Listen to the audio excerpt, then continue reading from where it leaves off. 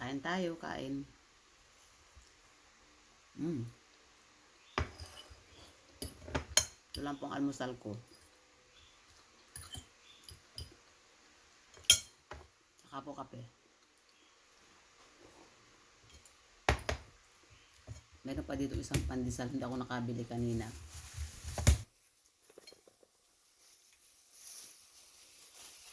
Meron pang isa. Lagyan natin ng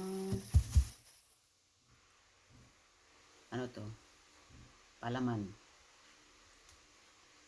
Papalaman natin itong pansit canton. O diba? Hindi natin kailangan bumili ng palaman. Ito okay na.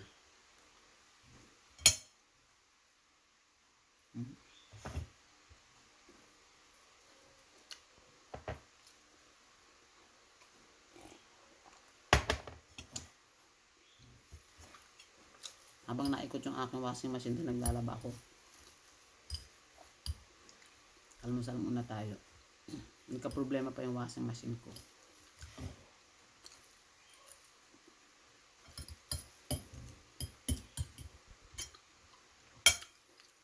Nasira yung pinaka-ano niya. Yung pinaka-stopper niya, yung para hindi lumusot ang tubig, guys. Pansin ko kanina habang nag-iipon ako ng tubig, dire-diretso. Siguro pinakaalma na naman ng aking mga kaibigang mabait. Marami kasi kami ditong kaibigang mabait. Ang bait nga, naninira.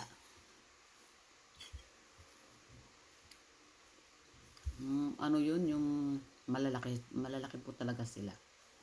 Halos kasi nila ka na ng pusa.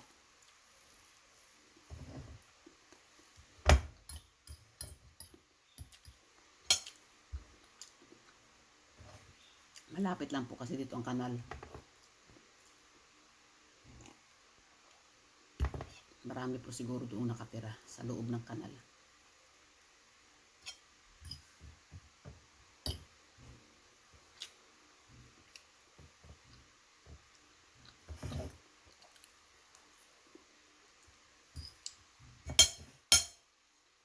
Kain tayo.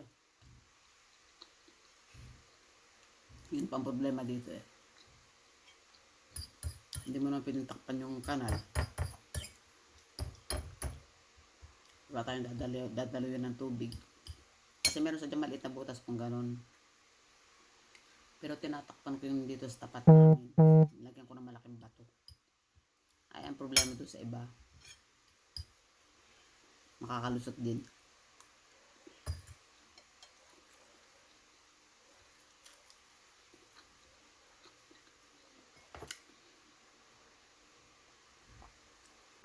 Kaya hindi pa ako makapag-dryer habang naglalaba.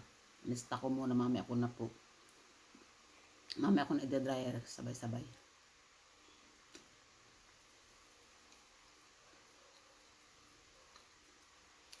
Bagong-bago pa po yung washing machine na yun. Nakadalawang taon pa lang po ata yun.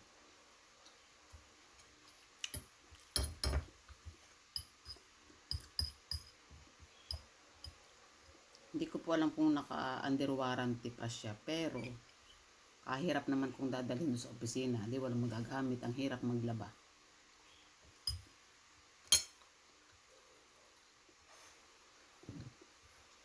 Nasuko na po ang kamay ko at saka ang likod ko. Lalo't medyo masakit pa yung aking ganito. Balikat. Meron po kami ditong kapitbahay na marunong. Hindi ko alam kung dito pa nakatira.